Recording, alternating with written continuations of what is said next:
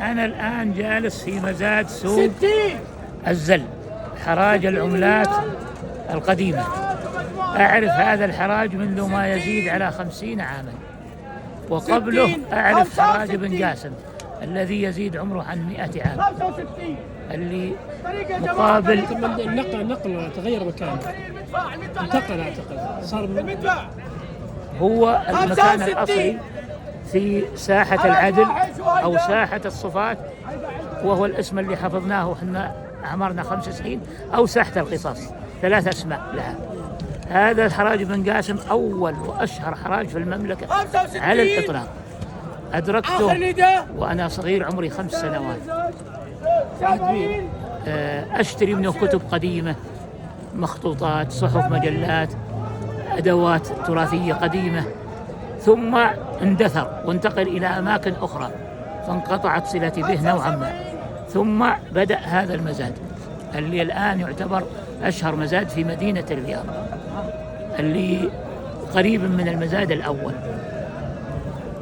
أيضا أمامنا مسجد الشيخ محمد بن إبراهيم، الملقب بالمفتي الأكبر، شيخ العلماء، قاطبة. أيضا عن يمين سوق شيقر، وخلفه أو قبله قصر الحكم بالرياض، ثاني مقر لإمارة منطقة الرياض. أما المقر الأول فهو المصمك الذي أنشئ وأسس عام 1280 هجرية على يد الإمام فيصل بن تركي رحمه الله تعالى. المصمك كان أول مقر للحكم السعودي في عهد الملك عبد العزيز، عندما وفقه الله تعالى وأعاد مدينة الرياض مدينة آبائه وأجداده.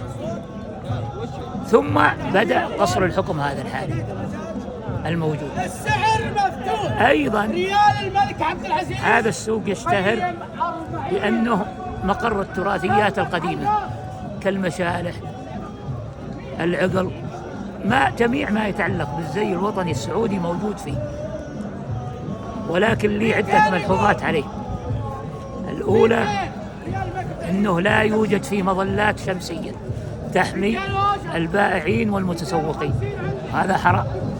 لا يوجد فيه أيضا مظلات أو مبردات كما هو الحال في الحرمين وغيرها، ترص الرذاذ وغيره، أو تحمي من الأمطار أو تحمي من الشمس، لا، غير موجود. أنا الآن أكلمك وأنا في كرسي ليس لي، هو للمزاد.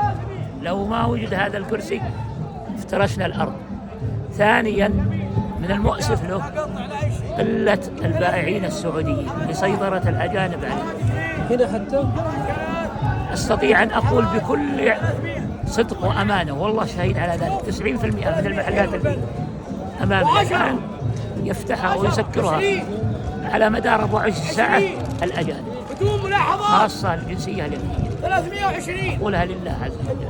أتمنى ويسعدني ويسرني كمواطن سعودي أن أجد أبناء بلدي قلة، وإن وجدوا فوضعهم يعني يرثى له، يعني إما في الحراج أو على الأرض مفترشين أو لا أستطيع أن ولا عندي ملحوظات كثيرة. لا يوجد مطاعم شعبية في منطقة قصر الحكم الديرة، لا يوجد مطاعم إطلاقا، إلا بوفيات مبالغة بالأسعار ونظافتها حي الله.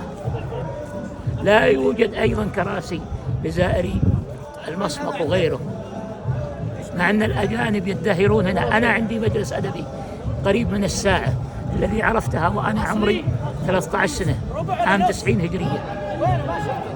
يأتون من جميع الجنسيات، وبعضهم يحضر جلسات الأدبية، أمريكيين، بريطانيين، فرنسيين. موقعها جزاك الله خير، ممكن نمشي شوي أنا وأنت.